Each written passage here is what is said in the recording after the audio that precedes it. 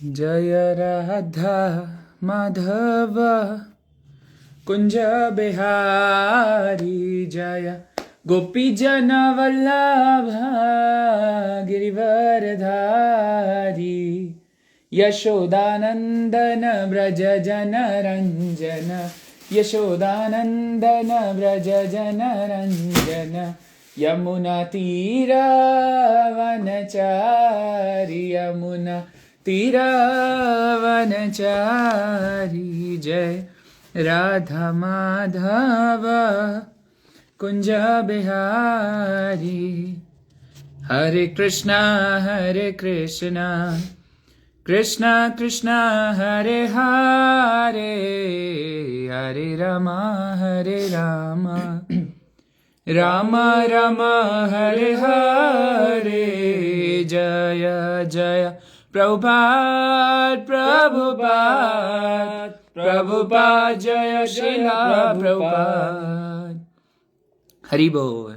श्रीमद् भगवद गीता पे चर्चा होगी, कृपया करके पूरी क्लास अटेंड जरूर करें और 8:30 के बाद आप अपने डाउट्स भी ले सकते हैं। आप जो क्वेश्चन बॉक्स है वहां पर आप अपने डाउट्स पूछ सकते हैं, फिर 8:30 के बाद वो डाउट लिए जाएंगे जो भी टॉपिक से रिलेटेड होंगे। हरि बोल। हरे कृष्णा प्रभु, दंडवत प्रणाम। हरे कृष्णा। शुरू करें? हाँ जी। ओम अज्ञानतिमिरान्धस्य ज्ञानञ्जनशलाकया चक्षुरुन्मिलितं येन तस्मै श्रीगुरुवे नमः। श्रीचैतन्यमनोभीष्टं स्थापितं येन भूतले स्वयं रूपा ददामह्यं ददाति स्वपदान्तिकम्। जय श्री कृष्ण चैतन्य प्रभु नित्यानंद श्री अद्वैत गदाधर शिवासादि गौर भक्त वृंद। हरे कृष्ण कृष्ण कृष्ण हरे हरे, हरे राम राम राम हरे हरे। हरे कृष्ण। तो आप सब भक्तों का स्वागत है पुनः आज के भगवद गीता सत्र में। हम अध्याय 4 पे चर्चा कर रहे हैं। श्लोक संख्या 23 हम कर चुके हैं। आज हम 24 नंबर श्लोक लेंगे। तो पहले रिवीजन कर लेते हैं। 4th chapter transcendental knowledge Divya ज्ञान, इस अध्याय पे हम इस अध्याय को पढ़ रहे हैं। तो 23rd नंबर श्लोक को रिवाइज करके फिर आज हम 24th नंबर श्लोक को लेंगे। 24 नंबर श्लोकों में हमने ये चर्चा किया था। भगवान कृष्ण अर्जुन को बता रहे थे, गत संगस्य मुक्तस्य ज्ञान अवस्थित चेतसः यज्ञाय आचरतः कर्म समग्रम परिविलीयते। तो अर्जुन के मन में एक भाव आया भगवान कृष्ण सुनने के बाद कि जो भक्त है वो संतुष्ट रहता है। यज्ञ लाभ संतुष्ट, यद इच्छा लाभ संतुष्ट। जो अपने आप जो भाग्य से जो प्राप्त हो जाता है भक्त उसमें संतुष्ट रहता है। तो अर्जुन के मन में एक विचार आया है कि ऐसा भी तो हो सकता है कि भगवान की कृपा से भक्त को आवश्यकता से बहुत अधिक मिले, काफी लाभ मिले, तो फिर तो उसको आसक्ति हो जाती होगी उस लाभ से, उस धन से, फिर तो इकट्ठा करना शुरू कर देता होगा और भगवान को भूल जाता होगा। तो भगवान यहाँ पे फिर भगवान उसका भाव, अर्जुन का भाव समझ गए कि भगवान परमात्मा रूप में सबके हृदय में मौजूद है। तो भगवान ने इस 23 नंबर श्लोक में क्लियर किया, गत संगस्य मतलब संगस्य मतलब जो भी भौतिक जो भी प्रलोभन है, भौतिक जितनी भी सुविधाएं हैं उससे गत मतलब उससे अनासक्त होता है जो भक्त होता है। तो जो अपने आप जो आता है उससे संतुष्ट रहता है। अगर अधिक भगवान आवश्यकता अधिक धन देते हैं, वैभव ऐश्वर्य देते हैं, तो उससे भी वो आसक्त नहीं होता है। हमने सुदामा जी को उदाहरण से समझा था। सुदामा जब उनको बहुत धन मिला तो सुदामा जी क्या सोच रहे थे, उन्होंने सोचा कि भगवान जो है उसको वैसे वैसे तो भगवान उसको धन नहीं देते जो व्यक्ति बहुत ज्यादा धन के प्रति जो आसक्त होता है, क्योंकि भगवान किसी का भी, भगवान जो है हर एक का भला चाहते हैं, क्योंकि भगवान नहीं चाहते किसी व्यक्ति का पतन हो आध्यात्मिक पद से, तो उस व्यक्ति को नहीं देते। लेकिन सुदामा को जब बहुत मिल गया, सुदामा ने सोचा कि मैं तो इस लायक नहीं हूँ, भगवान ने मुझे इतना धन दे दिया, इसका मतलब मैं भक्त नहीं हूँ। अगर मैं भक्त होता भगवान मुझे इतना ऐश्वर्य इतना धन नहीं देते, क्योंकि इतना धन ऐश्वर्य से तो मैं भटक जाऊंगा। तो प्रहलाद महाराज को भगवान ने बहुत दिया, लेकिन प्रहलाद महाराज तो बहुत उन्नत भक्त थे, तो वो तो इस करके वो तो उस स्थिति में भी वो खुद को भक्ति को अपना जो बनाए रखे। लेकिन मैं तो इतना उन्नत भक्त नहीं हूँ, तो भगवान ने मुझे इतना धन इतना ऐश्वर्य दे दिया, इसका मतलब मैं अच्छा भक्त नहीं हूँ। भगवान ने जो मुझे दे दिया, भगवान मुझे तो मैं कितना, भगवान ने इसलिए अच्छा नहीं किया, भगवान ने मेरे साथ में इतना धन दे दिया तो मैं भटक जाऊंगा। इस करके जो सुदामा है उन्होंने अपने विचार शक्ति से ये मनन किया कि मुझे जो है भगवान के साथ जो भगवान का जो भगवान ने धन दिया है, तो केवल भगवान के सेवा में लगाना है, गत संगत से, उसे आसक्ति नहीं बढ़ानी है। तो ये भाव से जो सुदामा और उसकी पत्नी और जो उसके सब बच्चे हैं, सबके सब उन उन महल में रहे, सब सुविधाओं के बीच में रहे, लेकिन ये समझ के रहे कि सब कुछ भगवान का उनकी सेवा में लगाना है। तो वो उससे आसक्त नहीं हुए, गत संगत से अनासक्त ही रहे, सारे ऐश्वर्य से अनासक्त होकर वहां पे रहे, उनको इस्तेमाल किया भगवान की सुविधा के लिए ही। क्योंकि भक्त जो है जानता है कि बहुत मुश्किल से तो मैं भक्ति में आया हूँ, मुझे भक्तों का संग मिला है, मैं गीता भागवत जानता हूँ, मुझे धाम के बारे में पता लगा है, शिल्पवत ग्रंथों को पढ़ रहा हूँ, तो मुझे एक नया मुझे जीवन मिला है, भगवान कृष्ण के बारे, राधा रानी के बारे में जानता हूँ, भगवान के पार्षदों के बारे में मुझे ज्ञान है। तो ये सब मैं इससे मैं इसको मैं इससे मैं दूर नहीं होना चाहता, इस सौभाग्य को मैं छोड़ना नहीं चाहता। इस पे वो विचार करता है जो भक्त हर समय, कि मैं कहीं इससे मेरे छूट ना जाए। इस करके वो गत संगत से और भौतिक जितनी भी आसक्ति, जितनी भी उसको प्रलोभन मिलते हैं, धन सब कुछ प्राप्ति होती है, और उसको विचार करता रहता है, इसको नहीं नहीं, इसको अपने लिए इस्तेमाल नहीं करना है, अपनी इंद्रिय तृप्ति के लिए नहीं करना है, मैंने भटकना नहीं है, मैं तो बड़ी मुश्किल से मुझे ये भगवान भगवान के पार्षदों भगवान के धाम के बारे में पता लगा है, और मुझे यहाँ से निकलना है, भगवान के धाम जाना है। इस करके वो गत संगत से वो कभी भी, क्या अपने आप वैसे संतुष्ट रहता है भक्त, लेकिन अगर अपने आप उसको ऐश्वर्य धन वगैरह प्राप्त होता है, उसमें गत संगत से उसे आसक्त नहीं होता है, जानकर अपनी विचार शक्ति बुद्धि का इस्तेमाल करके कि ये मुझे भटका देंगे भगवान के पथ से, भगवत धाम जाने से। इस करके उससे अनासक्त रहता है, आसक्त नहीं होता, और जो सुविधाएं जो भी भगवान देते हैं उनको भगवान की सेवा में लगाता है। ये भगवान ने अर्जुन को बताया। आगे मुक्त से, वो मुक्त रहता है, मुक्त में रहता है मतलब माया की सेवा नहीं करता, भगवान की सेवा करता है। जो भगवान की सेवा नहीं करते माया की सेवा में लग जाते हैं, लेकिन जो भक्त है गत संगत से अनासक्त रहता है, सुविधाओं से, प्रलोभनों से, धन ऐश्वर्य से, इस करके मुक्त से माया की सेवा नहीं करता। लेकिन जो भगवान की सेवा नहीं करेगा तो फिर माया की सेवा में लगना पड़ता है। लेकिन क्योंकि वो गत संगत से वो अनासक्त है, सुविधाओं से, प्रलोभनों से, धन ऐश्वर्य से, इस करके मुक्त से केवल भगवान की सेवा करता है, भगवान की माया की सेवा से वो बचा रहता है। ज्ञान अवस्थिता, कैसे बचा रहता है? ज्ञान में स्थित रहता है, ब्रह्म में स्थित रहता है।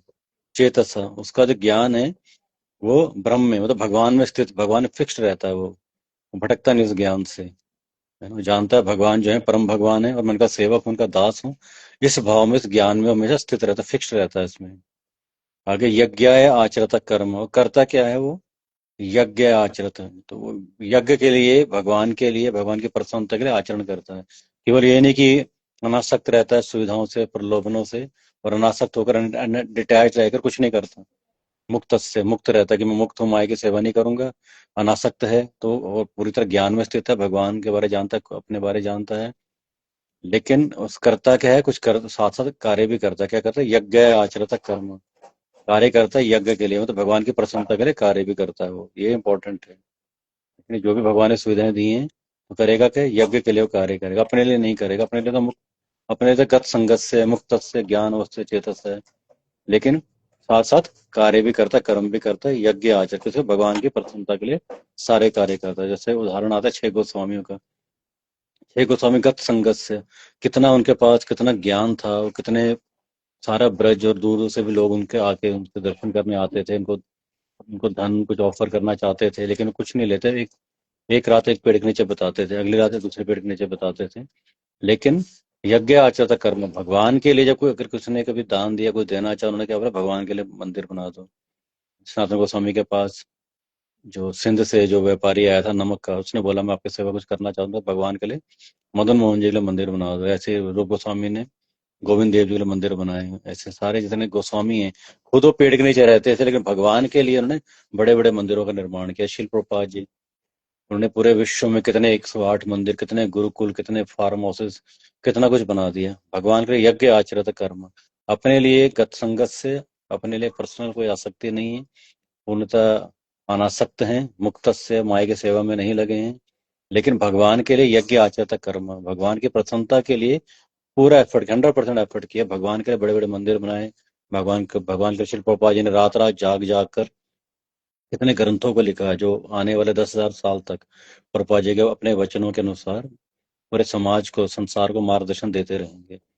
तो अपने लिए गत संगत से, भगवान के लिए 100% पूरा एफर्ट लगाकर भगवान के लिए बड़े बड़े मंदिर बनाए, बड़े बड़े ग्रंथ, कई ग्रंथों को लिखा, ताकि भगवान की जो वाणी का सब जगह प्रचार हो। आचरता कर्म समग्रम प्रविल्यते, तो इस तरह से क्या हुआ, उनके संपूर्ण जो उनके कर्म थे, जो कर्म तो कर रहा है ना भक्त भी, लोग बोलते हैं अरे क्या हम भी कार्य करते हैं, आप भी करते हैं, हम भी ऑफिस जाते हैं, आप भी जाते हैं, हम भी स्टूडेंट, आप भी स्टूडेंट हो, हम भी बिजनेस करते हैं, आप भी बिजनेस करते हैं, अंतर क्या है? अंतर यहाँ भगवान बता रहे हैं, समग्रम प्रविल्यते, जो भक्त है उसके सारे कर्म विलीन हो जाते हैं, किसमें? यज्ञ में। हमने उदाहरण समझा था, बहुत सुंदर उदाहरण आचार्य देते हैं, जैसे नमक को पानी में डालो तो नमक घुल जाता है, उसी तरह से कर्म जो है नमक की तरह मान लो, और जो जल से यज्ञ भगवान कृष्ण के तरह मान लो। यज्ञ में जैसे हम कर्म करेंगे यज्ञ के लिए, भगवान की प्रसन्नता के लिए, जैसे नमक पानी में घुल जाता है, उसी तरह से यज्ञ है समग्रम कर लेते हैं, सारे के सारे कर्म वो यज्ञ में विलीन हो जाए, खत्म हो जाएंगे, नष्ट हो जाएंगे, सबके सब। तो उसके लिए करना क्या पड़ता है? जैसे आप नमक डालते रहे पानी में, तो अगर पानी बढ़ाएंगे नहीं तो नमक नमक ही नमक हो जाएगा, है ना, पानी को ऑब्जॉर्व कर लेगा, इस करके साथ साथ पानी भी बढ़ाना पड़ता है। तो कहने का अर्थ क्या है, भक्त जो है वो कर्म भी कर रहा है, लेकिन किसके लिए? यज्ञ यज्ञ आचरता कर्म, भगवान के लिए कर्म कर रहा है, भगवान की प्रसन्नता के लिए कार्य भी, कर्म भी करता है, लेकिन साथ साथ कर्म के साथ साथ वो भगवान की सेवा भी करता है, मतलब पानी भी साथ साथ जल भी बढ़ाता रहता है, जैसे नाम जप कीर्तन, तरह तरह के भगवान को भोग लगाना, तरह तरह की सेवाएं करता रहता है, तो उससे क्या होता है, उसके जो कर्म है यज्ञ में विलीन हो जाते हैं, जैसे नमक पानी में विलीन हो जाता है। ये हमने समझा था 23 नंबर श्लोक में। आज हम 24 नंबर श्लोक लेंगे। इसमें अर्जुन के मन में फिर एक फिर से एक विचार आया, क्योंकि अर्जुन हम आम व्यक्ति की भूमिका निभा रहा है, और अर्जुन आने वाले समय के लिए, क्योंकि जो गीता जो है भगवत गीता है सभी के लिए है, पूरी मानवता के लिए है, और हर समय के लिए है। ये कोई ऐसा ग्रंथ, ये ऐसा किताब नहीं है जो केवल 10th स्टैंडर्ड स्कूल में एप्लीकेबल, कॉलेज की अलग बुक, ऐसा नहीं है, है ना। ये जो भगवत गीता है सभी के लिए, पूरे विश्व के लिए, पूरे ब्रह्मांडों के लिए, सबके लिए, सभी के लिए ये सेम वैल्यूएबल है। इस करके अर्जुन को पता आने वाले समय पे कैसे कैसे लोगों के मन में विचार आएंगे। अब अगर नमक और पानी का उदाहरण देंगे तो लोग बोलेंगे, तो कई बार ऐसा भी तो हो जाता है बाद में, जब पानी सूख जाता नमक नमक रह जाता है। तो अर्जुन मन में विचार आया कि जो पानी और नमक का उदाहरण दिया जा रहा है, कर्म ब्रह्म विलीयते, कि जो ब्रह्म में सारे के सारे जो कर्म है वो विलीन हो जाते हैं, जो आप उदाहरण दे रहे हैं, है ना, समग्रम पर विलीयते। तो अगर जैसे पानी खत्म, जब पानी तो सूख जाएगा तो नमक नमक पीछे रह जाएगा। तो ऐसा तो नहीं कि जो भक्ति में जो लोग लगे हैं, यज्ञ के लिए जो आचरण कर रहे हैं, कर्म कर रहे हैं, कल को समय के काल के प्रभाव के साथ ऐसा तो नहीं होगा कि जो कर्म कर्म पीछे रह जाएंगे, जब यज्ञ से जब संपर्क टूट जाएगा, यज्ञ करना व्यक्ति छोड़ देगा, तो फिर यज्ञ के जो प्रभाव खत्म हो जाएगा, तो बाद में जो कर्म है, कर्म पीछे तो नहीं रह जाएंगे, जो कर्म उसको फिर से उसको कर्म प्रभावित करेंगे। जैसे पानी सूखने पर नमक पे नमक ही नमक रह जाता है, ऐसे यज्ञ बंद होने पर या इस काल के प्रभाव से, यज्ञ से संपर्क टूटने से उसके कर्म ही कर्म पीछे रह जाएंगे, कर्म का फिर फल लगेगा। ये अर्जुन के मन में विचार आया। भगवान अर्जुन के मन का विचार समझ गए, क्योंकि भगवान तो परमात्मा सबके हृदय में। इस करके भगवान जो है इस 24 नंबर श्लोक में क्लियर कर रहे हैं, भगवान इसमें बता रहे हैं कि किस तरह से यज्ञ और कर्म दोनों एक ही हो जाते हैं साथ में, आपस में संपर्क में आने से। जो भक्त के जो कर्म है, कार्य हैं, और जो यज्ञ जहाँ पे आहुति देनी है, जो भगवान है, भगवान यज्ञ है, और दोनों के दोनों क्या है, दोनों आध्यात्मिक बन जाते हैं, क्योंकि व्यक्ति जो कर्म कर रहा है भक्त, वो भी आध्यात्मिक हो जाते हैं, और यज्ञ तो आध्यात्मिक, भगवान तो आध्यात्मिक है ही। तो दोनों आध्यात्मिक है, दोनों ब्रह्म बन जाते हैं, दोनों एक जैसे ब्रह्म मतलब जो नित्य हमेशा शाश्वत रहता है, जो आध्यात्मिक है। भगवान बोले जैसे अगर दो लिक्विड, जैसे पानी और नमक तो अलग अलग चीज है, लेकिन अगर दोनों ही लिक्विड चीजें हों तो दोनों आपस में मिल जाएंगे, भी अलग हो ही नहीं सकती, एक जैसी हो जाएंगे, है ना। उसी तरह से जो भक्त के जो कर्म है और जो यज्ञ भगवान है, और दोनों के दोनों आपस में ब्रह्म बन जाते हैं, एक ही जैसे, एक ही जो ब्रह्म वस्तु, आध्यात्मिक वस्तु, दोनों आध्यात्मिक बन जाते हैं।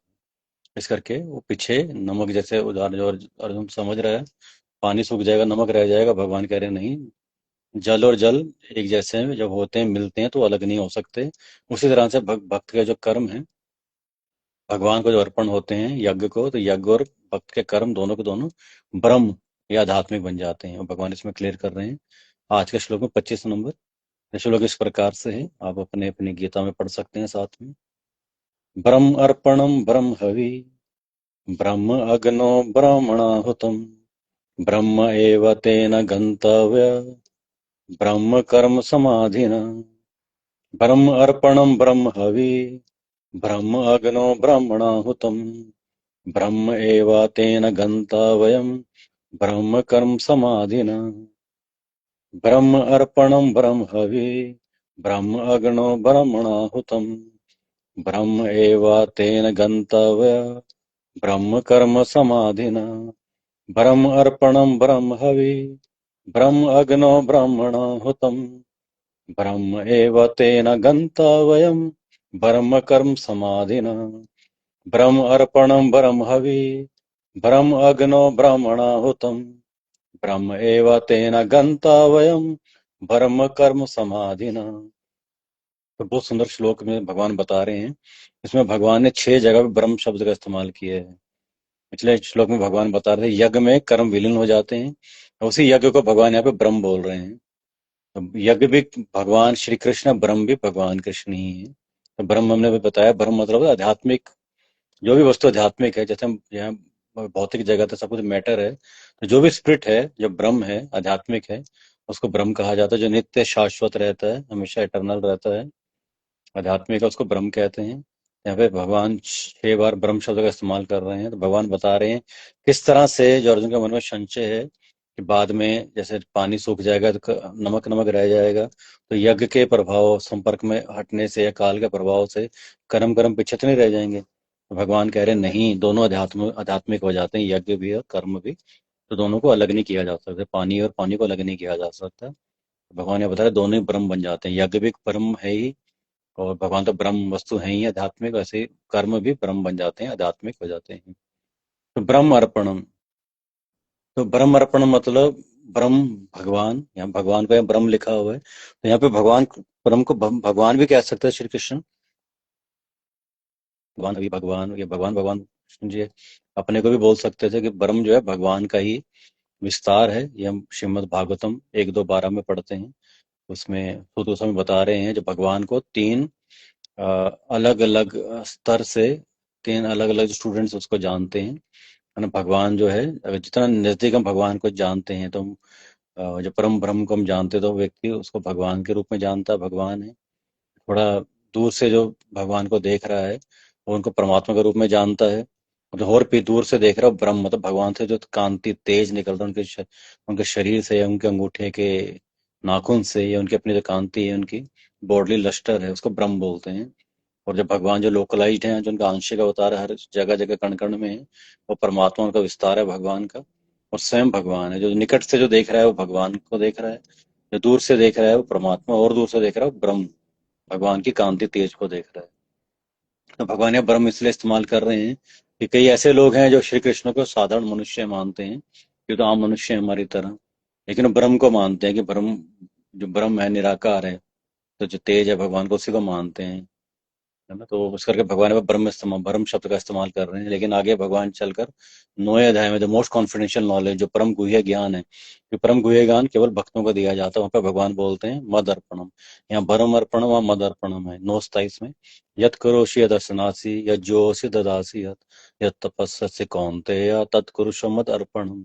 भगवान बोल रहे हैं जो भी तुम करते हो, यद करोषि यद असनासी, जो भी खाते हो, या जोशी, जो भी तुम दान देते हो, तो सबके सब क्या करो, सबके सब मुझे अर्पण करो, मद अर्पण। यहाँ पे ब्रह्म अर्पण बोल रहे हैं, भगवान नोए अध्याय में क्लियर कर रहे हैं ब्रह्म किसको बोल रहे हैं। भगवान बोल रहे हैं मुझे को, मैं ही हूँ। नोए अध्याय में भगवान यहाँ पे ब्रह्म ब्रह्म ब्रह्म 6 बार बोल रहे हैं। नोए अध्याय में पढ़ेंगे, भगवान बोल रहे हैं मैं, मेरा, मुझे, है ना, मैं हूँ, मेरा है, मुझे, मुझे अर्पण करो। तो वहां पे क्लियर भगवान करते हैं कि ब्रह्म को ना श्री कृष्ण स्वयं है। लेकिन यहाँ पे भगवान ब्रह्म इस्तेमाल करें उन लोगों के लिए जो भगवान को साधारण मनुष्य मानते हैं, और ब्रह्म को, निराकार को, वो इसी को सब कुछ हायर फोर्स मानते हैं।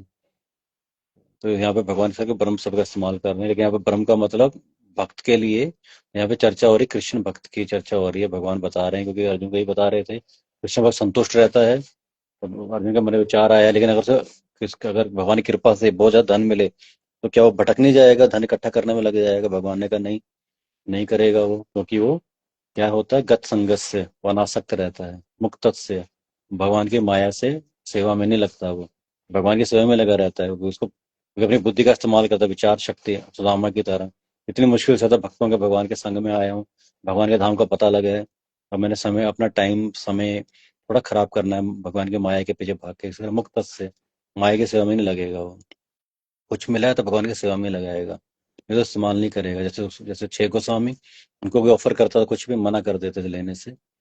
लेकिन अगर लेकिन भगवान की सेवा के लिए बड़े बड़े मंदिर बनवाए, पेपर लिए, उसको उनने फिर उन पे ग्रंथों को लिखा। इस तरह से शिल प्रोपा जी ने भी किया अपने लिए। अपनी नींद तक ही नहीं सोचा उन्होंने, सोने का भी नहीं सोचते थे वो, रात रात जाकर ग्रंथों को लिखते थे भगवान की सेवा के लिए। यहाँ पे भगवान बता रहे हैं ब्रह्म अर्पणम, तो नोए हैं बोलेंगे मद अर्पणम, मुझे अर्पण करो, यहाँ भी भगवान मुझी को बोल रहे हैं। तो भगवान भक्त के बारे में बता रहे हैं, वो जो भक्त अनासक्त रहता है वो करता क्या है, वो क्यों क्यों वो जिसके कर्म बाद में नहीं, पीछे नहीं रह जाएंगे, विलीन कैसे हो जाएंगे? क्योंकि ब्रह्म अर्पण, वो जो भी कार्य करता है ब्रह्म को अर्पण करता है। अर्पण क्यों करते हैं? अर्पण ना तो ब्रह्म को कर सकते हैं, थोड़ा हम कॉमन सेंस यूज करेंगे। जो लोग बोलते हैं एक ओमकार निराकार, जो भगवान निराकार हैं, तो उनको अर्पण कैसे करोगे? अगर भगवान ब्रह्म ज्योति हैं, भगवान ब्रह्म है, तो उनको कैसे अर्पित कैसे करोगे? कोई व्यक्ति को ही आप अर्पित करोगे ना। अगर आपने किसी को ऑफरिंग देनी है, किसी को गिफ्ट देना है, कुछ देना है खाने को, कुछ कुछ आपने कुछ भोग देना है, कुछ भी देना है, तो किसी ब्रह्म को तो दे नहीं सकते, निराकार वस्तु की वस्तु कैसे दोगे? ना परमात्मा को दे सकते। योगी परमात्मा ध्यान लगाता है मन में, भगवान के दर्शन कर सकता है अपने हृदय के अंदर, लेकिन कुछ अर्पण नहीं कर सकता, उनको कुछ कुछ भी भोग अर्पण नहीं कर सकता है। यहाँ पे ब्रह्म अर्पण से क्लियर होता है कि ब्रह्म यहाँ पे भगवान श्री कृष्ण स्वयं है। यहाँ भगवान ब्रह्म जो लिख रहे हैं मतलब भगवान को रेफर कर रहा है। तो जो भक्त क्या करता है, ब्रह्म अर्पणम, जो भी कुछ करता है, जो भी इसके पास होता है, जो भी भगवान उसको अगर जो संतुष्ट तो रहता है, अगर भगवान जो भी दे रहे हैं, कुछ एक्स्ट्रा वैभव भी देते हैं या जो भी है, उसको क्या करेगा, भगवान को ही अर्पण करेगा। तो ब्रह्म आध्यात्मिक अर्पण भगवान को अर्पण करता है वो। और ब्रह्म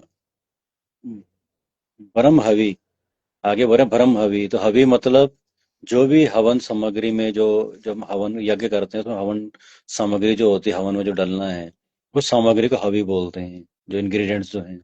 तो भगवान बोल रहे हैं ब्रह्म हवि, मतलब जो भी इंग्रेडिएंट्स हैं वो सबके सब क्या हैं, भगवान की सेवा में डलने हैं। ठीक है ना, एक मतलब इसका ये है ब्रह्म हवि की जो कुछ भी है सब कुछ भगवान ब्रह्म को ही अर्पित होगा, हर चीज भगवान को ऑफर होगी। एक अर्थ इसका ये भी है, जो भी इंग्रेडिएंट, जो भी चीजें, वस्तु संसार में सब भगवान की ही हैं, है ना। यत किंचा जगतम जगत तेन तत्व भुंजिता माँ घर स्वयं स्वरितनम। सब कुछ क्या भगवान का, इस करके संसार में जो भी देखते हैं सब कुछ भगवान का है, तो भगवान की सेवा में ही लगना चाहिए। ब्रह्म हवि से यहाँ पे क्लियर होता है।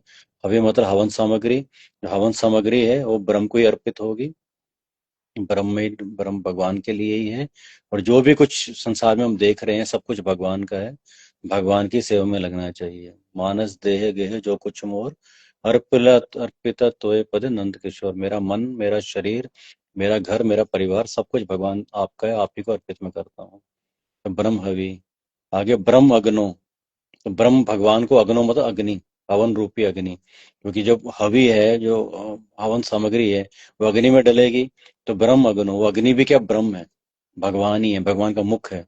तो श्रीमद् भागवतम में ऐसा वर्णन है कि भगवान का जो विश्व रूप है, वर्मा जी बोलते हैं विश्व रूप का जो मुंह मुख है, वो क्या है, जो विश्व रूप मतलब जो भगवान को जो निराकार रूप में देखते हैं, भगवान का जो भगवान जो है निराकार, जो जो भागवत में ऐसा वर्णन किया गया है, जो पेड़ हैं सारे के सारे पेड़ भगवान के बाल हैं, जो नदियां भगवान की वेन्स हैं जिसमें ब्लड फ्लो हो रहा है।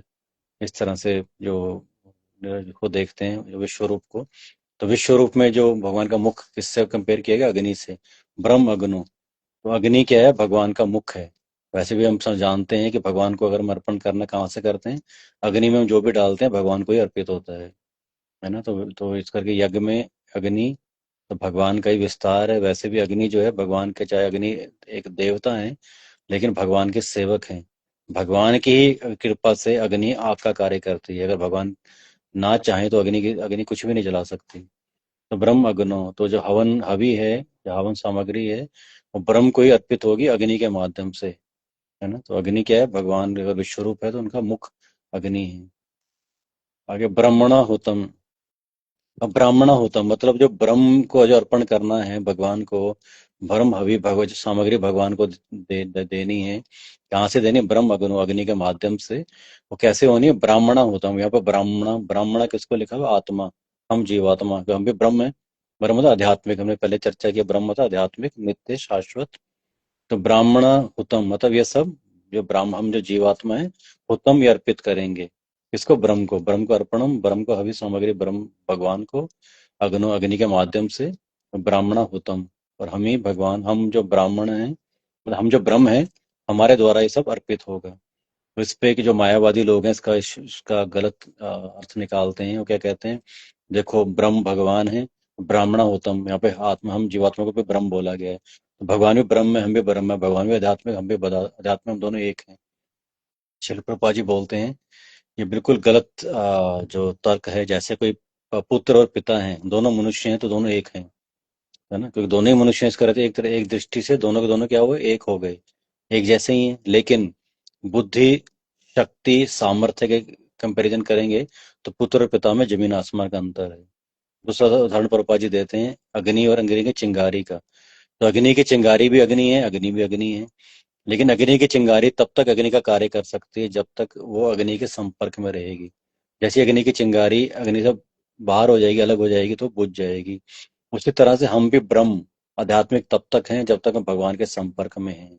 तब तक हम भगवान के सेवा में लग सकते हैं, भगवान को जो भी ऑफर ऑफर करेंगे वो सब कुछ ब्रह्म आध्यात्मिक रहेगा। लेकिन जैसे हम भगवान के संपर्क से चिंगारी की तरह अलग हो जाएंगे, तो हमारा जो आध्यात्मिकता है, हमारी जो स्पिरिचुअलिटी है, वो बुझ जाएगी, ढक जाएगी, कवर्ड हो जाएगी। जैसे संसार में वो अधिकतर लोग जो हैं कवर्ड फॉर्म में है ना, तो क्योंकि चिंगारी की तरह अग्नि से अलग हो गए हैं, इस करके अपनी जो अपने जो गुण हैं वो दिखा नहीं पा रहे हैं, उसको परसीव नहीं हो रहे हैं। उसी तरह से हम जो भक्त हैं जब तक भगवान के संपर्क में रहते हैं, तो वो भगवान जैसे जो अपने गुण को प्रदर्शित कर सकते हैं। तो कहने का अर्थ क्या है, जो चिंगारी और जो अग्नि है, दोनों ही गुणों गुणों से एक जैसी है। अग्नि भी अग्नि है, चिंगारी भी अग्नि है, लेकिन मात्रा में अंतर है। चिंगारी और अग्नि में बहुत ज्यादा अंतर है ना। चिंगारी छोटी सी जगह को थोड़ा सा कुछ हल्का सा कुछ ब्लैक कर सकती है, लेकिन अग्नि तो बड़े बड़े जगहों को भी भस्म भस्म कर सकती है। और चिंगारी का तब तक प्रभाव रहेगा तब तक जब तक अग्नि के संपर्क में रहेगी। ऐसे ही हम भी ब्रह्म है, भगवान भी ब्रह्म है, लेकिन हम चिंगारी की तरह हैं और भगवान बड़ी अग्नि की तरह है। मात्रा एक जैसी है, लेकिन गुण एक जैसे हैं, लेकिन मात्रा में अंतर है। ये पर दूसरा उदाहरण देते हैं। तो ब्राह्मण उत्तम, तो हम जो आत्मा जीव आत्मा है, हम ये सब चीजें ऑफर करते हैं भगवान को। और आगे बोला ब्रह्म एव तेन गंतव्यम। तो ब्रह्म एव तेन गंतव्यम, ब्रह्म यहाँ पे चर्चा हो रही है परम धाम भगवान कृष्ण के धाम को। एव निश्चय ही तेना, उसके द्वारा गंतव्य पहुंचने योग्य। तो जो जो ब्रह्म अर्पण, सब कुछ ब्रह्म भगवान को अर्पण करता है। ब्रह्म हवि, जो समझता है हर चीज भगवान, हवि हर चीज सामग्री, संसार में जो भी सामग्री जो भी दिख रही है सब भगवान की ही है। और ब्रह्म अगणो, और भगवान भगवान को वो भगवान जो है अग्नि के माध्यम से, या भगवान भोक्ता एंजॉयर हैं, भगवान को सब कुछ अर्पण होना चाहिए। और ब्राह्मण होता मतलब भगवान के हम दास हैं, सब कुछ भगवान को अर्पण जीवात्मा अर्पित करेगा। तो ये जब चीजें जो सब कुछ जो ये कार्य कर रहा है समझता है, ऐसा व्यक्ति, भगवान बोल रहे हैं ब्रह्म एवं तेन गंतव्य, ब्रह्म परम धाम भगवान कृष्ण के धाम को एवं निश्चित ही गंतव्य जाएगा वो व्यक्ति। तो भगवान यहाँ पे बता रहे हैं जो व्यक्ति सब कुछ भगवान को अर्पण करता है, सब कुछ सामग्री देखता है जो संसार में देखता है, ये सब कुछ भगवान का ही है। जैसे वो एक सेवक है, मालिक नौकर है, मालिक के घर घर में काम करता है, वो पता है, वो जानता है सारी वस्तुएं घर के अंदर वो मालिक की हैं, मालिक की सेवा में लगनी है। ऐसे हम सब भगवान के नौकर हैं। जो कुछ हमारे पास है, जो कुछ हम दिखता है, सब क्या है, हम जानते हैं, सब हमारे मालिक परम भगवान श्री कृष्ण का है, उनकी सेवा में लगना चाहिए। नौकर वहां पे मालिक की सेवा करता है, सब कुछ मालिक का समझता है इस चीज को, और मालिक उसको मेंटेनेंस उसको देता है। ऐसे हम सब भगवान के नौकर हैं, जो कुछ हमारे पास है भगवान का ही है, हमारे मालिक का है, भगवान की सेवा में लगाना है। और उसके भगवान हमें उसके जगह पे हमें मेंटेनेंस हमारा मेंटेन करते हैं, हमारा देखभाल करते हैं। तो इस तरह से भगवान बता रहे हैं। और ऐसा जो इसकी मानसिकता है, वो ब्रह्म एवं तेन गंतव्य, ब्रह्म परम धाम को निश्चित ही जाएगा। क्यों नहीं जाएगा, वो निश्चित ही जाएगा। और फिर पापा जी इसको दूसरी तरह से समझाते हैं। यहाँ पर रोजन इसके ऊपर एक प्रवचन जब दिया था अमेरिका, वहाँ पे यूएस में, तो पापा जी बोल रहे थे 1966 में, जब नया नया सेंटर पापा जी ने खोला था 26th एवेन्यू में, इस श्लोक में पापा जी बता रहे थे कि ब्रह्म तेन ही गंतव्य, भगवान का धाम ही जाने लायक स्थान है। ये स्थान हमारे रहने लायक नहीं है जहाँ हम रह रहे हैं। पापा जी बोलते हैं हम सब यहाँ पे विदेशी हैं। जैसे विदेशी एक, व्यक्ति है, कहीं आप जाते हैं तो वो हमेशा वहां नहीं रह सकते, आपको वहां से लौट के जाना है। शिल पापा जी बोलते हैं जैसे मैं यहाँ अमेरिका में, मैं एक विदेशी हूँ, तो मुझे लगभग यहाँ 1 साल हो गया है, मैं 3 महीने 6 महीने और यहाँ रह सकता हूँ, और उसके बाद मुझे यहाँ से जाना पड़ेगा। मैं हमेशा रह नहीं सकता हूँ क्योंकि मैं विदेशी हूँ। उसी तरह से हम सब लोग जो हैं संसार में, हम सब विदेशी हैं, हम यहाँ के नहीं हैं। हम सब क्या अनआरआई हैं। अनआरआई क्या होता है? Not required Indian. हमें हमारी यहाँ आवश्यकता नहीं है ना। जबरदस्ती हम अपनी यहाँ पे वो बना रहे हैं कि धाक जमा रहे हैं, वैल्यू दिखाना चाह रहे हैं। हमारी वैल्यू नहीं करता, हम उससे बात करना छोड़ देते हैं, कहते हैं मेरी वैल्यू नहीं कर। लेकिन हम यहाँ रिक्वायर्ड ही नहीं है, हम यहाँ के है ही नहीं, क्योंकि हम विदेशी हैं। यहाँ से हमें निकलना है, यहाँ से जाना होगा। और यहाँ अगर जब तक हमें यहाँ पे बार बार शरीर बदलने पड़ते हैं, कपड़े बदलने पड़ते हैं, स्थान बदलने पड़ते हैं, जन्म जन्म, तो हम यहाँ के हैं नहीं। इस करके भगवान यहाँ पे, प्रभुपाद जी यहाँ पे, भगवान यहाँ जो बोल रहे हैं, प्रभुपाद जी इसको दूसरी तरह समझाते हैं। ब्रह्म एवं तेन गंतव्यम, हमारा जो स्थान ये नहीं है, हम यहाँ पे विदेशी हैं, यहाँ के नहीं हैं हम। हमारा स्थान क्या? ब्रह्म, भगवान का धाम जाना है, हमारा वो स्थान है, वहां के लिए हमें प्रयास करना चाहिए। आगे बोले ब्रह्म कर्म समाधि ना। तो तो यहाँ पे भगवान भगवान के क्लियर कर रहे हैं। तो ऐसा जो व्यक्ति होता है ब्रह्म कर्म समाधि ना, क्या करता है? उसके जो कर्म होते हैं परम आध्यात्मिक होते हैं, समाधि ना, और पूर्णता एकाग्रता, पूर्ण समाधि में वो रहता है। तो दो तरह की समाधि होती है, निष्क्रिय और सक्रिय। निष्क्रिय समाधि होते कुछ नहीं व्यक्ति करता है, हिमालय में गए, बस बैठ गए, सीधा ऐसे कर बैठ गए, मुद्रा लगाकर, और आंख बंद कर ली, ध्यान लगा रहे हैं सालों साल, महीनों महीनों, दिनों दिनों। उसको निष्क्रिय समाधि बोलते हैं, कुछ नहीं करना, ध्यान लगाना है बस। और भक्त क्या करता है? सक्रिय समाधि। भगवान यहाँ पे भक्त के बारे बता रहे हैं, भक्त की चर्चा हो रही है ना। संतुष्ट रहता है, ब्रह्म अर्पण करता है, ब्रह्म हवि, ब्रह्म अग्नो ब्राह्मण होतम। वैसा व्यक्ति कहाँ जाता है? भगवान के धाम जाता है। ब्रह्म एवं तेन गंतव्य। तो क्या करता है? क्या है? ब्रह्म कर्म समाधि ना, भगवान के लिए, ब्रह्म के लिए कर्म करता है, कार्य करता है। वो तो कार्य करते हुए समाधि में रहता है वो। एक तरफ योगी हिमालय में जाके समाधि ध्यान लगा रहा है, कुछ नहीं कर रहा है, पानी भी नहीं पी रहा, सांस भी रोक के बैठा है। और यहाँ भक्त क्या है? ब्रह्म कर्म, भगवान के लिए कर्म कर रहा है, और समाधि में है। इसको बोलते हैं सक्रिय समाधि। और समाधि वो भी हिमालय बैठ के कुछ नहीं कर रहा, ध्यान लगा के बैठा है। भक्त भी कुछ नहीं कर रहा, कुछ नहीं कर रहा मतलब कर्म का फल नहीं आएगा उसका। हमने चर्चा किया है ना अभी। कर्म जो है उसके विलीन हो जाते हैं यज्ञ में। तो जैसे भक्त है, भगवान को भोग बना रहा है, कोई कर्म नहीं आएगा। आग जला रहा है, बैक्टीरिया मर रहे हैं, कोई कर्म नहीं आएगा। पैर चल के जा रहा है मंदिर के लिए, घर पैर नीचे आके चींटी कुछ मर रही है, कुछ जम्स मर रहे हैं, कोई कर्म नहीं आएगा। क्योंकि ब्रह्म कर्म समाधि है, क्योंकि क्या? समाधि में स्थित है। ऐसे योगी ध्यान लगा रहा है, समाधि में है। भक्त अपने कर्म कर्म ब्रह्म कर्म, भगवान के लिए कर्म करके हुए समाधि में है, और सक्रिय समाधि में है। भगवान के लिए भोग लगाता है, भगवान का श्रृंगार करता है, भगवान के लिए शॉपिंग करते हैं, भगवान के लिए नौकरी करते हैं, भगवान के लिए प्रचार करते हैं, प्रसार करते हैं, कीर्तन संकीर्तन करते हैं। ये सब क्या? ब्रह्म कर्म करते हुए क्या? समाधि में रहता है। समाधि का मतलब क्या होता है? जो भगवान के साथ एक एकाग्र हो जाना, एक चित्त हो जाना, मान हमारी कॉन्शियसनेस एक जैसी हो जाना, मतलब भगवान में हमारा मन पूरी तरह रम जाना, उसको समाधि बोलते हैं। समाधि स्थस्थ केशव।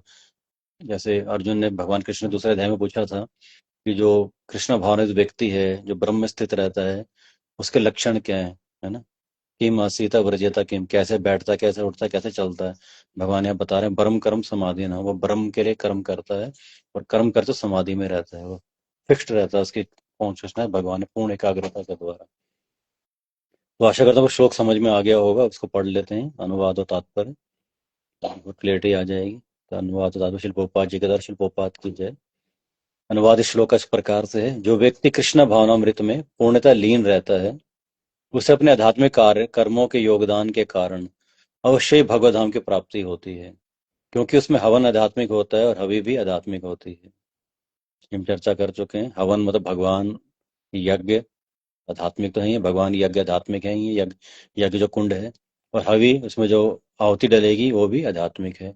अब कलयुग में हवन क्या है और हवि क्या है? कलयुग में जो हवन है, हवन कुंड क्या है? हमारे 2 कान हैं। और हवि क्या है? जिसमें इंग्रेडिएंट डलेंगे। हवन सामग्री क्या है? हरे कृष्ण महामंत्र, हरे कृष्ण कृष्ण कृष्ण हरे हरे, हरे राम राम राम हरे हरे। ये हवि है, हवन सामग्री है, ब्रह्म हवि। और हवन या यज्ञ क्या है? हमारे यज्ञ कुंड क्या है? हवन के कुंड हमारे 2 कान, इन दोनों कानों में हरे कृष्ण महामंत्र की हवि आहुति अर्पित हम करते हैं।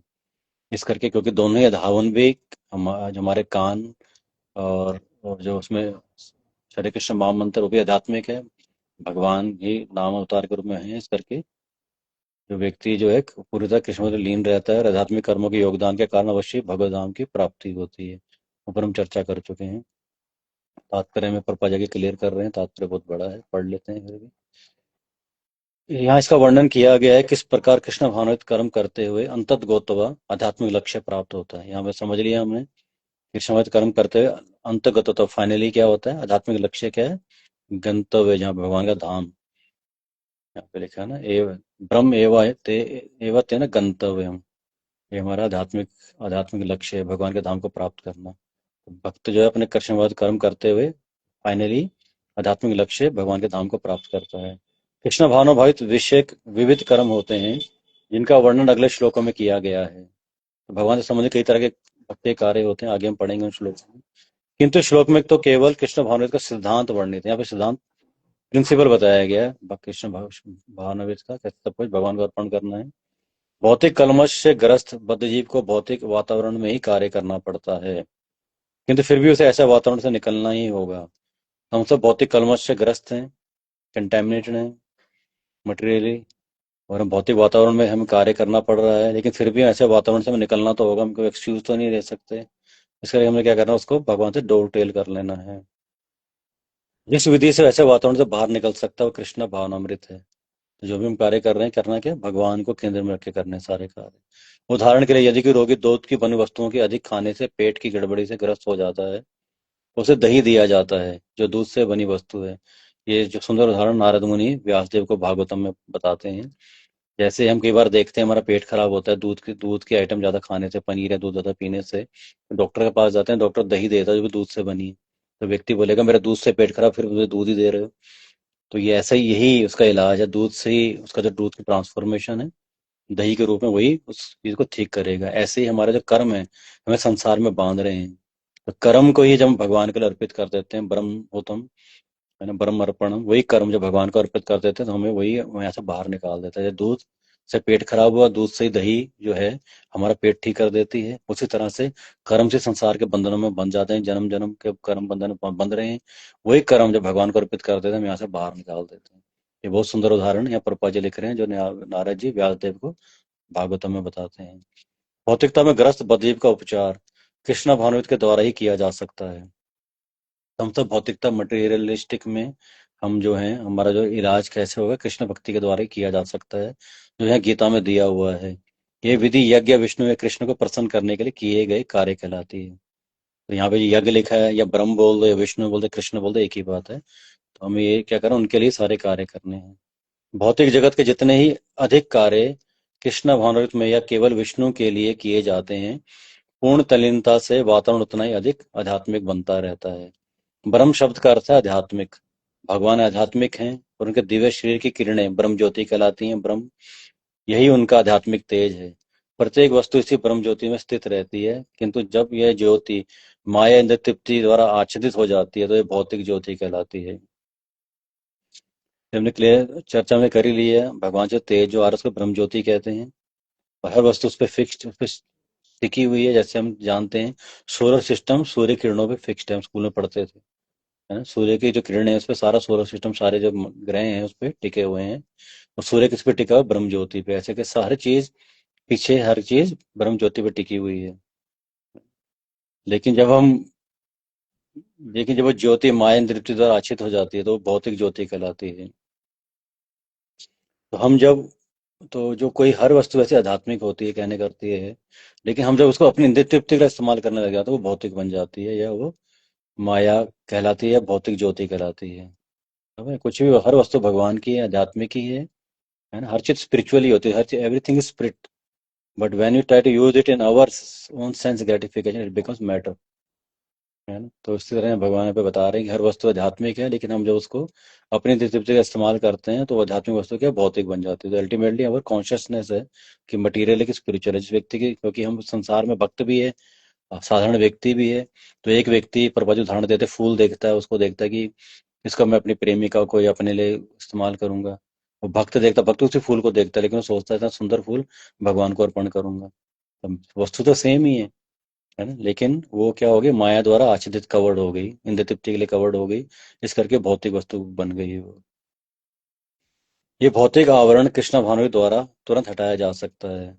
अतः कृष्ण भानुति के लिए अर्पित हवि, मतलब हवन सामग्री ग्रहण करता ब्रह्म भगवान, हवा होता तथा फल, ये सब मिलाकर ब्रह्म या परम सत्य हैं। ये 5 चीजें लिख रहे हैं जो हम यज्ञ में डालते हैं, हवन सामग्री, हवा, होता तथा फल, जो ये सब चीजें माया द्वारा आच्छादित परम सत्य पदार्थ कहलाता है। तो वही परम सत्य भगवान है। सब कुछ में अभी चर्चा की स्प्रिट होता है, लेकिन माया द्वारा जो कवर्ड हो जाता है, हम अपने जब अपने अंदर तृप्ति के लिए इस्तेमाल करते हैं, वही परम सत्य पदार्थ बन जाता है, मैटर बन जाता है। वही स्प्रिट है, वही मैटर बन जाता है। क्योंकि हर चीज, हर कण कण में बोलते हैं भगवान है ना। लेकिन जब उसको अपनी तृप्ति हम जब अपने लिए यूज करते हैं, तब कहाँ गया भगवान, है ना। हम सारे कोई बोलता है मंदिर आओ, मंदिर क्या करना है जी, कण कण में भगवान है जी, है ना। लेकिन जो कण कण में आप अपने लिए इस्तेमाल कर रहे हो, तो भगवान हमें नजर नहीं आता है। आप जो इंद्रियों को, कुछ भी है, गाड़ी है, कुछ भी, आप कोई मैटर, घर बना रहे हैं, बिल्डिंग बना रहे हैं, अपने लिए आईफोन ले रहे हैं, आईपैड ले रहे हैं, कुछ भी ले रहे हैं, तब वो कण के तमाम आपको भगवान नजर नहीं आता हमको, है ना। तब लेकिन जब मंदिर बोलते नहीं, कण कण में भगवान है, वही यहाँ पे बताया जा रहा है कि माया द्वारा आच्छादित परम सत्य पदार्थ कहलाता है। सब कुछ स्प्रिट है, भगवान का ही है। यहाँ पे बता ना, परम चर्चा कर रहे थे, सब कुछ भगवान का है। ब्रह्म हवि ब्रह्म अग्नो, सब कुछ भगवान, हर इंग्रेडिएंट ब्रह्म हवि, हर चीज भगवान की है, भगवान की सेवा में लगनी चाहिए, ब्रह्म हवि का मतलब है। लेकिन जब माया द्वारा आच्छादित हो जाती है, परम सत्य जो है, ब्रह्म जो है, उसको पदार्थ बोलते हैं, मैटर बोलते हैं। जो यही पदार्थ परम सत्य के निमित्त प्रयुक्त होता है, तो इसमें फिर से आध्यात्मिक गुण आ जाते हैं। वही हम भगवान के लिए, इससे जब फूल अभी भगवान को अर्पित कर दिया, तो वो आध्यात्मिक हो गया। अपने लिए किया तो मैटर है। कृष्ण भावनामृत मोह जनित चेतना को ब्रह्म या परमेश्वर मुख करने की विधि है। तो कृष्ण भावनामृत जो विधि है, कृष्णा कॉन्शियसनेस क्या है, वो हमारी जो चेतना जो मोह में अटकी हुई है, उसको हम ब्रह्म या परमेश्वर मुख करने की विधि है। जब मन कृष्ण भावनामृत में पूरी तरह निमग्न रहता है, तो उसे समाधि कहते हैं। यहाँ पे प्रभा जी सुंदर तरीके से समझा समाधि क्या होती है। हमारा जब मन कृष्ण भावनामृत में पूरी तरह निमग्न रहता है, जब हमारा मन पूरा कृष्ण भक्ति में, कृष्ण की सेवा में, प्लानिंग में लगा रहता है कि भगवान के लिए क्या, कल क्या भोग लगाना है, भगवान क्या वस्त्र पहनाना है, कल भगवान के लिए क्या ग्रोसरी खरीदनी है, भक्तों की कैसे सेवा करनी है, धाम यात्रा की प्लानिंग हो रही है, ये सब क्या है, जब किसी को समाधि कहते हैं। तो कृष्ण भावनामृत में हमारा मन पूरी तरह से निमग्न रहता है। ऐसी दिव्य चेतना में संपन्न कोई भी कार्य यज्ञ कहलाता है। तो ऐसी चेतना में जब भगवान के बारे में कुछ भी सोच रहे हैं, प्रभा जी बोलते हैं यहाँ पे, अब भगवान को भोग लगा रहे हैं, ये भी यज्ञ है। अब भगवान को उच्चिष्ट प्रसाद खा रहे हैं, वो भी यज्ञ है। या केवल यही नहीं होता है कि यज्ञ में आप यज्ञ में आहुतियां डाल रहे हैं, अग्नि में आहुतियां डाल रहे हैं, केवल वो यज्ञ नहीं है। आप भगवान के लिए भोग बना रहे हैं, यज्ञ है। प्रसाद पा रहे हैं, वो भी यज्ञ है। क्यों? क्योंकि भगवान, यज्ञ, कृष्ण विष्णु जो भी इनकी प्रसन्नता के लिए जो कार्य हो रहे हैं, सब कुछ ब्रह्म है। जब मन कृष्ण भावना में पूरी तरह निमग्न रहता है, उस समाधि कहते हैं। ऐसी दिव्य चेतना में संपन्न कोई भी कार्य यज्ञ कहलाता है। आध्यात्मिक चेतना की ऐसी स्थिति में होता, हवन, अग्नि, यज्ञ करता था, अंतिम फल, ये सब परम ब्रह्म में एकाकार हो जाता है। वही हम चर्चा कर रहे थे, जल जल एक हो जाता है, अलग नहीं हो सकता। भगवान यहाँ पे ये बता रहे हैं और पद ये समझा रहे हैं। आध्यात्मिक चेतना में की स्थिति में जो यज्ञ करता, जो करने वाला है, भगवान को जो, जिसको दे रहे हैं, अर्पण कर रहे हैं, भगवान है ना। हवन है ना। जो अंतिम जो फल है, भगवान का धाम, सब कुछ के पर ब्रह्म में सब कुछ एक ही है। यही कृष्ण भावनामृत की विधि है। जगत शिल प्रपाद की जय। तो यही पर हम आज के श्लोक को विराम देंगे, समय भी ज्यादा हो गया। और इसे कोई क्वेश्चन, कमेंट, टिप्पणी, करेक्शन है तो कर सकते हैं। हरे कृष्ण, थैंक यू। हरी बोल। Thank you so much Prabhu for the wonderful class. Thank you शिल प्रपात की जय। हरी बोल। आज का श्लोक बहुत अच्छा था प्रभु। और ये जो आपने अभी एग्जाम्पल बताया ना कि नारद मुनि उनको बता रहे व्यासदेव को, ये कल ही मैंने पढ़ा था उसमें, भागवतम में। हम्म। वो 5वें चैप्टर में आ रहा था कि हम जो मटेरियल, जो हमारी कलमश है, इनसे अगर छुटकारा पाना है तो हमें भौतिक कार्यकलापों को स्पिरिचुअलाइज करना पड़ेगा। जैसे दूध की अन्य आइटम होती है, दही से हम्म। हो जाता है। तो ये बहुत अच्छा वो रिवीजन हो गया। हम्म। और प्रभु आज क्वेश्चंस थोड़े से अलग से हैं। कोई बात नहीं, एक, पूछ लो। जी एक प्रश्न है, अगर लड़का और लड़की दोनों अच्छे हैं तो क्या प्रेम करना सही है छोटी उम्र में? तो प्रेम है क्या, हमें समझना होगा। प्रेम का मतलब अर्थ क्या होता है। प्रेम अर्थ होता है जब हम जिसको हम प्रेम करते हैं, उसकी प्रसन्नता के लिए कार्य करना, उसको प्रेम कहा जाता है ना। तो ये प्रेम की डेफिनेशन क्या है, जब हम बिना किसी स्वार्थ के जिसको हम प्रेम करते हैं, उसका हम उसका जो कहते हैं उसका बेहतर करना चाहते हैं, जिसको बेस्ट उसके लिए करना चाहते हैं, वो प्रेम, वो उसको प्रेम कहते हैं। तो वह वास्तविक प्रेम शिल प्रोपा जी ने किया, उनके शिष्यों ने किया, आज भी उनके शिष्य प्रेम कर रहे हैं। वास्तविक प्रेम जो वास्तविक प्रेम की डेफिनेशन है, मतलब प्रेम क्या है, सबके लिए जिससे हम प्रेम करते हैं उसको सबसे बेस्ट हम दें। सबसे बेस्ट क्या है? कृष्ण भाव मृत सबसे बेस्ट है। आज के श्लोक हम पढ़ रहे हैं, इससे क्या होगा? अगर ये भक्ति आप उनको देंगे, यहाँ जो लिखा हुआ है, ब्रह्म एवं तेन गंतव्य, भगवान के धाम जाने का रास्ता खुल जाएगा। तो हम किसी से प्रेम करते हैं, हम उसको सबसे बेस्ट देंगे, देंगे कि नहीं? सबसे वर्स्ट देंगे? क्या हम उसको नुकसान पहुंचाना चाहेंगे? हम क्या उसको क्या बोलते हैं, एक्सप्लॉइट करना चाहेंगे? नहीं करना चाहेंगे। हम क्या करना चाहेंगे? उसके लिए बेस्ट करना चाहेंगे। तो सबसे बेस्ट क्या है? कृष्ण भक्ति सबसे बेस्ट है। तो इस करके अगर आप किसी से प्रेम करते हैं, उनको कृष्ण भक्ति दीजिए, कृष्ण भक्तों से जोड़िए, है ना? ये आपके प्रेम की प्रकाष्ठा रहेगी। ठीक है, थैंक यू, हरे कृष्ण। हरि बोल। बहुत ही सुंदर उत्तर दिया प्रभु आपने, और काफी इजी तरीके से समझ आ जाएगा ये सबको। एक है प्रभु कि भगवत गीता तो पढ़ते हैं लेकिन वो रस नहीं आता खुद से पढ़ने में। तो अगर संग में पढ़ेंगे, भगवान ये 10वें अध्याय में आ, 9वां श्लोक है, उसमें भगवान बोलते हैं जो उनके भक्त हैं उनके लक्षण क्या हैं? मच्चित्ता मद्गत प्राणा बोधयंता परस्परम कथ्यंत च माम नित्यम तुष्यन्ति च रमन्ति च। तो भगवान बता रहे हैं तुष्टि और रमन्ति, अगर आनंद ढूंढ रहे हैं, गीता में रस ढूंढ रहे हैं, वो कैसे आएगा? अगर अगर हम भक्तों के संग में क्या करेंगे? बोधयंता परस्परम।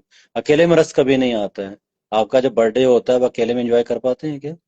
अकेले अपना गुणगान, अपने लिस्ट बना रखी है कि मैंने 2 साल में ऐसा था, 3 साल में मैंने ये किया, 8 साल में मैंने ये अचीवमेंट किया, आपको आनंद आएगा? नहीं आएगा ना। अब शेयर करेंगे तब आनंद आएगा। भगवान यही बोल रहे हैं, तुष्यंति चा रमंती चा। क्या करना पड़ेगा? बोधयंता परस्परम। डिस्कस कीजिए, कोई मित्र ढूंढिए, है ना? कोई रीडिंग बडीज बनाइए, कोई अपना कोई अच्छा मित्र होगा उसको ढूंढिए। ये तो घर में पेरेंट्स का किसी का किसी न किसी को पढ़िए, है ना? उसको शेयर करेंगे, आपने क्या पढ़ा वो आगे पढ़ेगा। आप शेयरिंग में पढ़ेंगे तो इस करके लाइब्रेरी में क्यों बच्चे जाके पढ़ते हैं? स्टेट लाइब्रेरी, सब लाइब्रेरी क्यों खुली है? ताकि हम साथ में जब हम पढ़ते हैं एक दूसरे के साथ, हमें तब शेयरिंग जब हम मिलते, शेयरिंग से ही हमें क्या आनंद की अनुभूति होती है। अगर हम आनंद ढूंढ रहे हैं, गीता में रस ढूंढ रहे हैं, कैसे मिलेगा आपको? गीता में तो बहुत रस है, लेकिन शेयर करने से आपको आनंद मिलता है। हमेशा शेयरिंग से ही आनंद आता है। आप अकेले में कुछ चीज खाते हैं, आपको आनंद नहीं आएगा। आप शेयर करके खा के देखो, कितना आनंद, आनंद डबल हो जाता है। लेकिन आप खुद बनाओ, खुद खाओ, अच्छा लगेगा। जब किसी से शेयर करते हैं, वो बोलता है कितना अच्छा आपने बनाया है, फिर आप भी, है ना, तब आपको आनंद आता है। इस करके किसी के साथ कोई आप रीडिंग बडी, रीडिंग पार्टनर ढूंढिए, ऐसे आप साथ में पढ़ेंगे तो आपको फिर आनंद की अनुभूति होगी। जैसे भगवान स्वयं बोल रहे हैं, तुष्यन्ति च रमन्ति च बोधयन्ता परस्पर।